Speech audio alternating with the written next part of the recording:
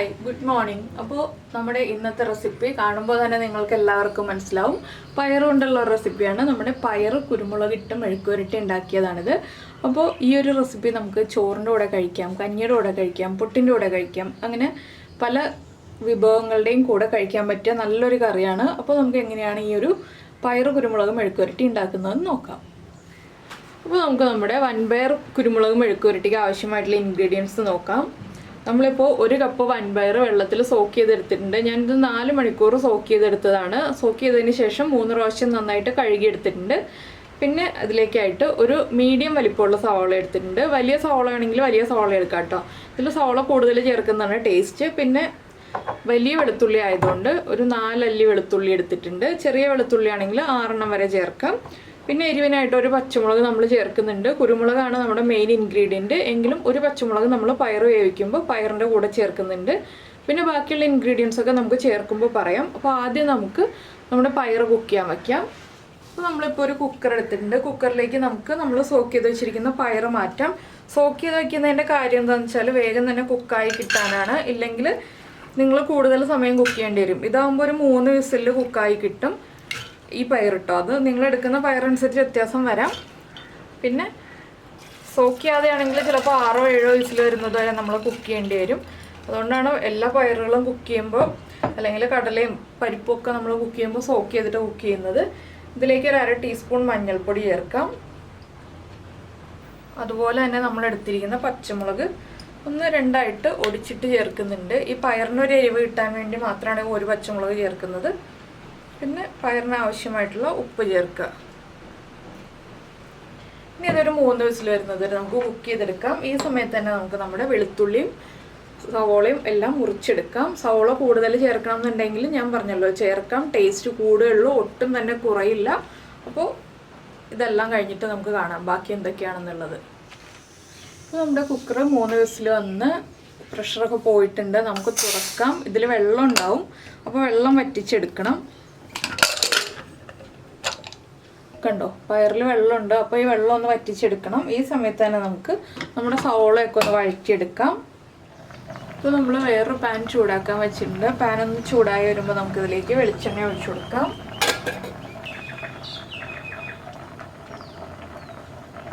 അധികം വെളിച്ചെണ്ണ വേണ്ട, ഒരു 2 ടേബിൾ സ്പൂൺ വെളിച്ചെണ്ണ മതി. വെളിച്ചെണ്ണ ഒന്ന് നന്നായിട്ട് ചൂടായി വരട്ടെ. അപ്പോൾ നമ്മുടെ വെളിച്ചെണ്ണ ചൂടായി വന്നിട്ടുണ്ട്. നമുക്കിതിലേക്ക് കടുക് ചേർക്കാം.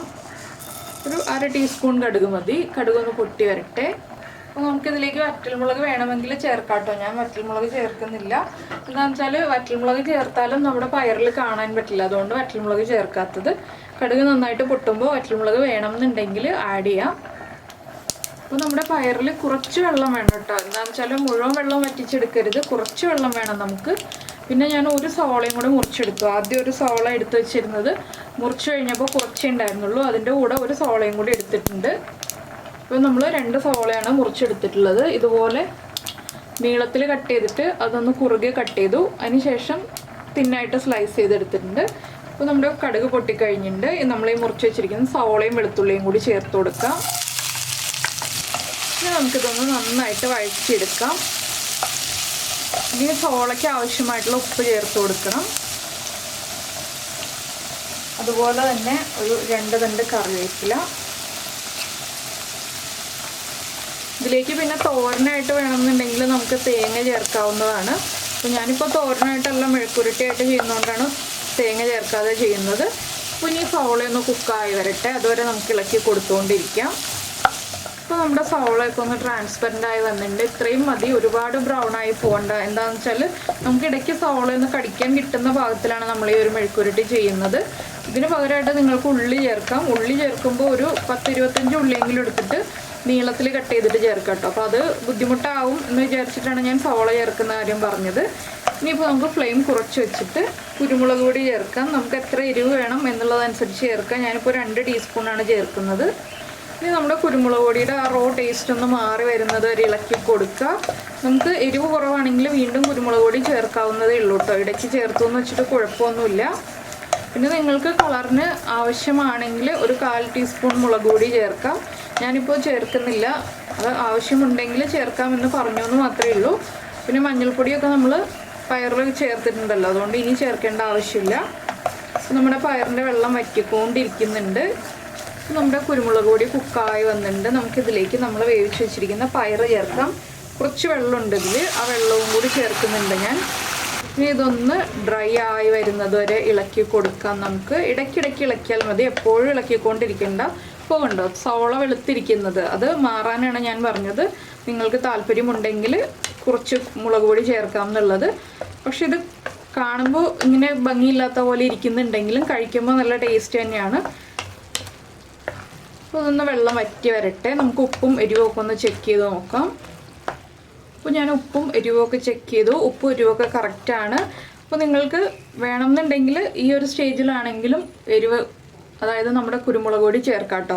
ഉപ്പ് കുറവാണെങ്കിൽ ഉപ്പും ചേർത്ത് കൊടുക്കാം. ഇനിയിപ്പോൾ നമ്മുടെ പയറിലെ വെള്ളം ഒന്നുകൂടി ഒന്ന് വറ്റി വരാനേ ഉള്ളത് കണ്ടോ. കുറച്ചൊരു വെള്ളത്തിൻ്റെ അംശമുണ്ട്, അതൊന്ന് വറ്റി വന്നിട്ടുണ്ടെങ്കിൽ നമുക്ക് കഴിക്കാവുന്നതേ ഉള്ളൂ. കഞ്ഞിയുടെ കൂടെയും ചോറിൻ്റെ കൂടെയും പുട്ടിൻ്റെ കൂടെയും ഒക്കെ ചേർത്ത് കഴിക്കാം.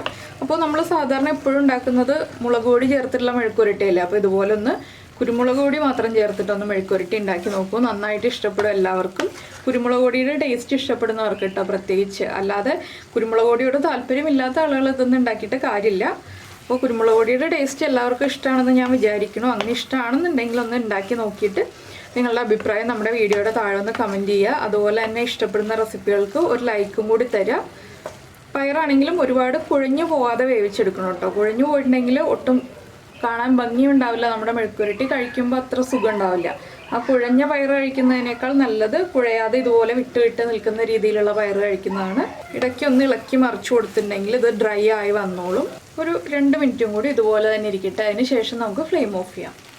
ഇപ്പോൾ നമ്മുടെ പയർ ഇതാ 2 മിനിറ്റ് ആയി. ഞാൻ ഇതുപോലെ ഇളക്കി കൊടുത്തുകൊണ്ടിരിക്കുന്നു. ഇനി നമുക്ക് ഫ്ലെയിം ഓഫ് ചെയ്യാം.